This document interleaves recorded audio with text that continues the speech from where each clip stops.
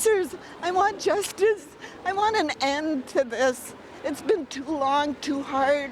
Starting September 1st, BC Judge and Chief Commissioner Marion Buller will lead 4 other commissioners: First Nations advocate Michelle Audette, Ottawa lawyer Kayak Robinson, Métis professor Marilyn Putra, and the lone male commissioner, human rights lawyer Brian Yulfson. Their monumental task over the next 2 years, helping to end the disproportionate violence faced by Indigenous women and girls. The government says they've budgeted $53.8 million to examine systemic issues and propose concrete solutions. But some are already worried the commissioners weren't given the mandate they need to seek justice for families.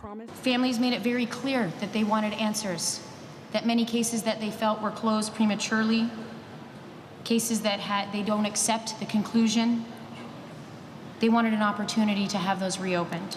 Bernadette Smith's sister, Claudette Osborne, went missing in 2008. She says it's disheartening commissioners won't have more power when it comes to policing. When my sisters went missing, the police didn't investigate her case for 10 days. We were told that, she'll show up. No family should have to wait 10 days for a police response, that every response should be the same, whatever your gender or socioeconomic classes or your culture. Despite hearing similar stories from families at pre-inquiry consultations, the ministers declined to include a specific directive about the role of police in the terms of reference. From our perspective, those terms of reference allow the commissioners full scope to investigate what they feel are, critical systems and structures that are affecting Indigenous women and girls. And we have no doubt that policing will be one of them because it is such a first point of contact for so many families. But the commissioners will also be limited in what they can do. They can't reopen investigations or jeopardize ongoing cases.